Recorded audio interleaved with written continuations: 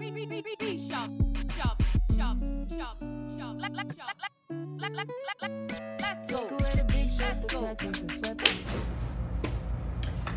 millionaires! So I said that I was going to be more active with my channel, and I'm doing just that. So once I revealed that I'm currently a flight attendant for Spirit, I received a lot of questions, and I just decided to make a video and pretty much update people on how things are going post-COVID, or could I say during COVID, because it was ran a little differently before COVID, during COVID, and I'm pretty sure once this whole COVID mess settles, it'll be a little differently after COVID. So if you see me looking down, it's because I took down some notes. How long does the hiring process take? This is like the #1 question everybody asks, and you can't really say because every person is different. I can just tell you how it went for me, and other people can tell you how long it took for them. Some people it took a really long time, some people took a really short time. So it just really depends on you and what the company is looking for. So I applied in June, I believe, if I'm not mistaken. I didn't hear back anything until August.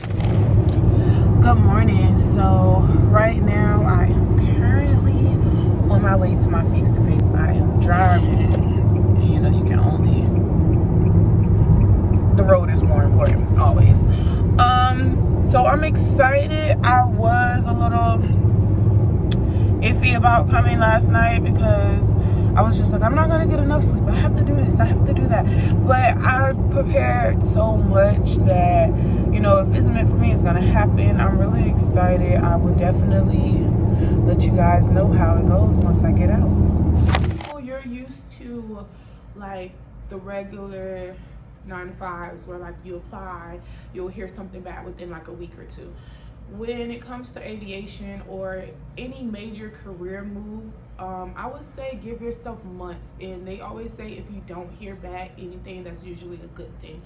Even when I went for corrections, like I applied, it took them months to respond back to me and be like, oh hey, let's go ahead and set up an interview and let's do this. It's nerve-wracking, but just be patient. That'll be the best thing to do. I got invited to do the assessment by the end of August.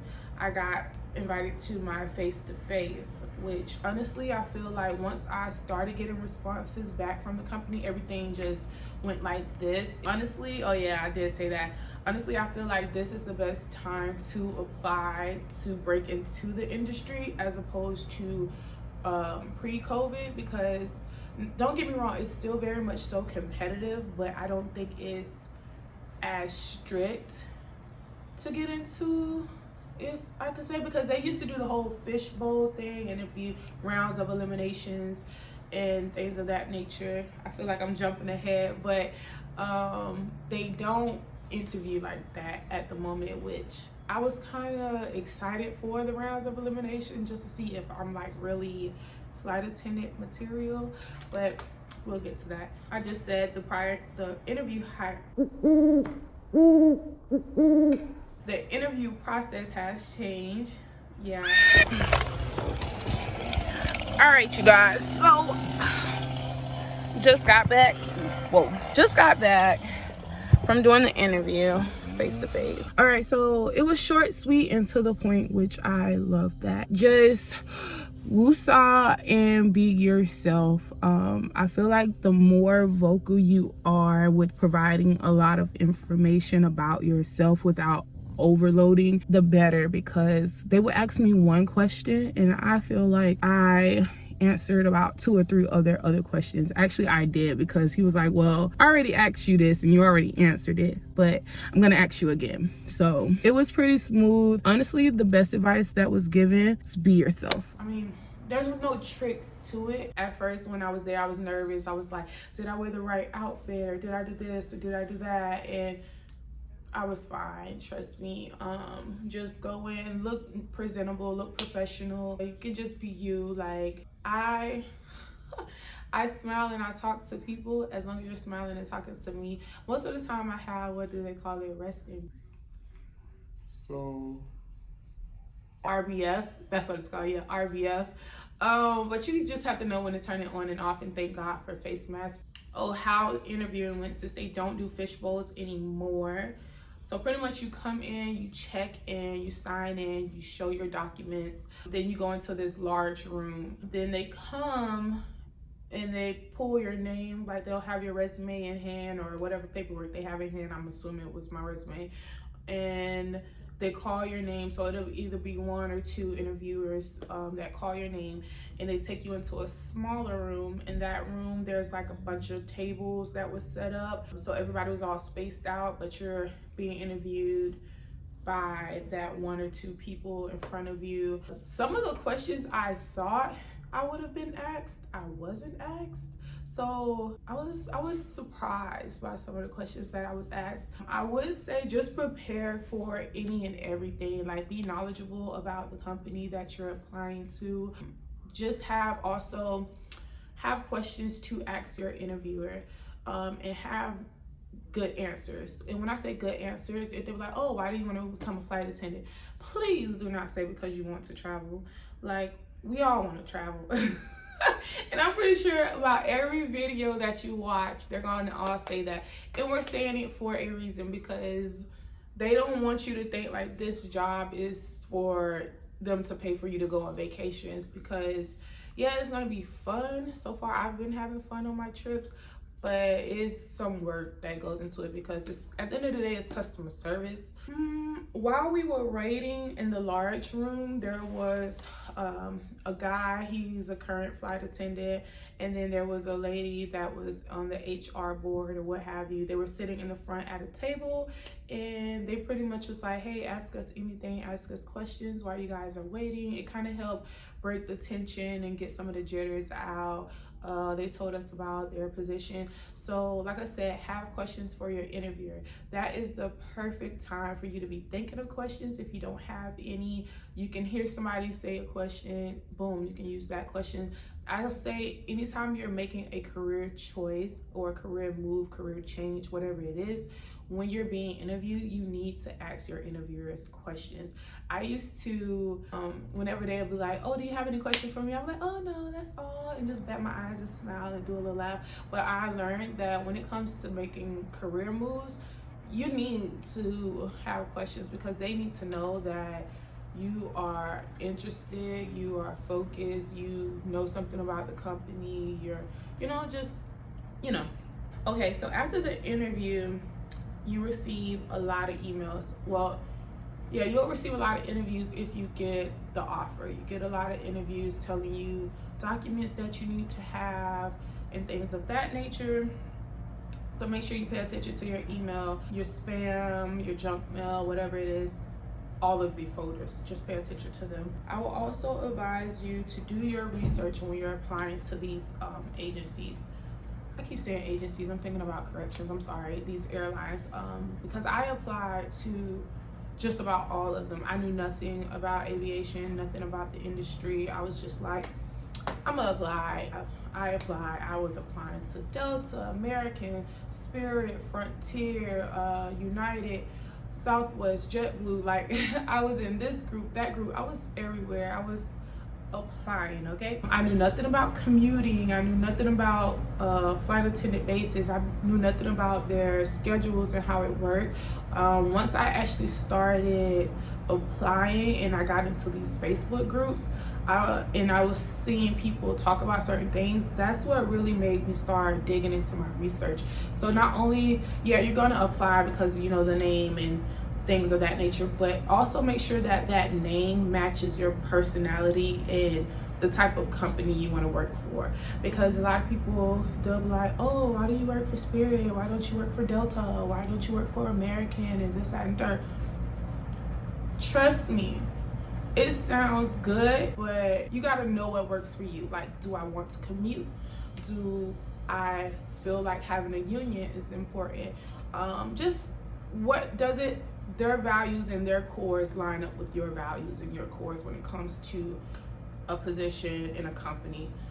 So do your research. I would say the next big question that I was constantly asked was how to prepare for training. So I know a lot of people say don't go to social media, avoid social media. I absolutely disagree. I say go on social media. And I only say go on social media. Why do I keep doing this? Okay, sorry, I'm back. All right, say so. Okay, so I would say go on social media if you're gonna use it for the right things, because when I was applying, I scouted Facebook and Instagram like crazy for Facebook groups, for current flight attendants. I'll hit them up on Instagram, all types of things, asking them questions like directly and getting the feel for it, especially once I started getting invites to interviews and things of that nature. I would search for those flight attendants that work for that specific company because they had insight to it, of course. And then I would normally look for people that were fairly new, so within like the last 5 years they started working, because I feel like they were more fresh and would relate more to like my anxiety and my anxiousness of wanting to get into the industry. So I feel like they would kind of be more open to giving me some type of feedback. Not to say that the senior mama and papa bears won't give you feedback, I just feel like it was easier to talk to them, so I did. So there's one female that I reached out to. We ended up like exchanging numbers. She kept me motivated through my training to this day. Like, I hit her up and I asked her questions. She pretty much helped me motivated with the process. A lot of people I went to school with that's in the industry, I talked to them about things, how's it going at their airline, any advice that I could get from them as far as being in the industry and things of that nature. Girl, you got this, girl, you got this. Because baby, there were some days where I didn't think I was coming back. But I made it. Back to this. So yeah, so while they're doing your background, they can hit you up at like any time and be like, hey, I need X, Y, and Z. So if your training is somewhere that's not home and they are asking you for your information, you don't want to have to call home and be like, hey, can you send me this, or send, like, just whatever documents they say that you need, just bring them with you to training, especially if your training is not in your hometown. And speaking of locations for training, that's like probably the first thing everybody, after you get your offer, they're like, where's training? I know, because I was like, where's training? Honestly, it doesn't matter what training is. You're gonna go, you're gonna have fun. People have reached out to me and was like, hey, do you know where training is? I heard that training is gonna be here, and I heard training is gonna be there. Baby, I don't know where your training gonna be at. I only know where my training was at. But I will tell you this, be patient when it comes to finding out the location of your training. They literally tell you, I think, a few days before you go. So also when it comes to preparing for training, I would say save up some money. Save up some money or pay up your bills, or do both if you can. Yes, when you get there, they'll help you take care of some things, but you're not being paid to take care of your regular daily bills, activities, and everything else that you would normally do in your normal life. So if it would be best if you had a good support system, if you stay in like a 2-3 income home and not just yourself. I mean, but if you got it by yourself, you got it by yourself. I want to say a big ups to my girl for holding me down. I love you. When getting your uniforms in order, just think of grade school uniforms and you won't go wrong. If you're unsure about footwear, bring more than one pair, and on your first day of training, bring it to class and get clearance on them. The same thing for luggage, if you get your luggage beforehand. So when it comes to uniforms, they pretty much give you what they expect for you to look like on a day-to-day basis. Remember, we are on probation when we first come in. It's still a hiring process. We're there to learn the material, get your wings. Oh, okay, I know why I said this. So a lot of people, when I was in the Facebook groups or what have you, oh, hey, I bought this luggage off of this person and this, that, and the third, which is cool. I'm all for it. If I can save a penny, I want to save 7 of them. Thank you. But also be careful with that, because everybody is not truthful. And if you're going to buy luggage off of people, I would say try to get it by somebody who's local to you, So that way you guys can meet in person. You can check out the luggage for yourself. Now also, when you're getting ready for training, they send you some material that you should know before you come to training. For example, schematics. Schematics. Learn your schematics before you go to training, because it's one less thing you got to stress about when it comes to your test. There's a woman that did a video where she pretty much has her schematics printed out and she put it inside of a plastic sheet, and you can use the dry erase markers to help you study. That's probably the best advice that I have for you. You cannot go wrong with that type of repetition. When it comes to your airport codes, the international ones were kind of tough for me to remember, but after a while they'll stick. You'll find ways to make those stick. There was one lady, she took an index card and she would cut the index card up into strips, and she'll write the airport code on one side and the city or state that it applied to on the other, and then you would randomly pick it out. So it'll be like mini flashcards instead of using your whole flashcard. Pretty much what she did. Hearing it, so a lot of people would record themselves saying it and just play it, like just randomly play it. You'll hear like MCO, Orlando, Florida, ATL, Atlanta, Georgia, like stuff like that. If you're new into the industry like I am, so first and foremost, be on time and have your documents. That's probably number one that I would say to any and everybody. Be on time, have your documents. Again, be on time and have your documents. Training, they'll give you a set of rules that you need to follow. If they say, hey, you cannot use your cellular device or any electronic devices within this area, please just don't use them. If you can leave your cell phone in your room until the end of your training block, or until you're broke off for a break or lunch or what have you, that'll be my best advice, because that's what I did. One less thing that I have to worry about, because when you're in training, that's what your mind should be focused on, is your training. You shouldn't too much be worried about your phone and whatever is going on in your phone, unless it's, you know, whatever is going on in your personal life, that's your personal life. But if you can block out all of those things for the time being, for those few hours a day, just do that. I would say study your material. If you can get with like 1 or 2 people and y'all have like a study group, that's good. I had my set of people, which is crazy because I kind of like study group hop. I'm not a person that really studies, like open a book and sit there and study. That never really worked for me. So I would like be in this group, see what they're studying, kind of listen in on that and answer questions with them, go to that group. We motivated the heck out of each other to make it through our trainings. So that's one thing I did enjoy about training, is a lot of people was there to help you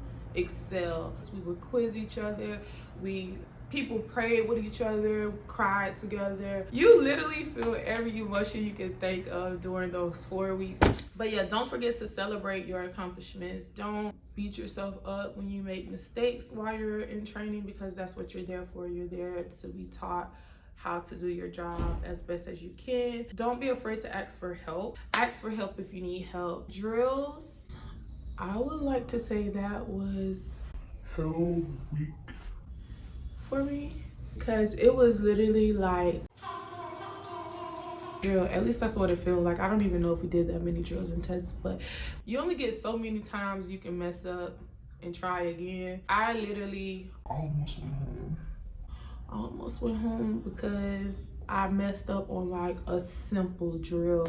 And when it comes to drill, you have to remember to breathe, relax, and it's not a race. Take your time, but not like too much time. Whatever you gotta do to get through your drills, make sure you do that to get through your drills. The same thing with your tests. It's not a race. It's not about who finishes the fastest. Do what you gotta do. If they give you 3 hours to take a test and you need to use 2 hours and 59 minutes and 58 seconds, use all the time that you need. Do what you gotta do to make it through and earn your wings. Earning my wings, I was really happy that I've made it through. Go in with an open mind and try to be as positive as you can be, and just be ready to take in a lot of information and apply it. Especially if you're new to the industry, it's gonna feel like, oh my gosh, but trust me, if I got through it, you can get through it, and can't wait to see you guys in the sky.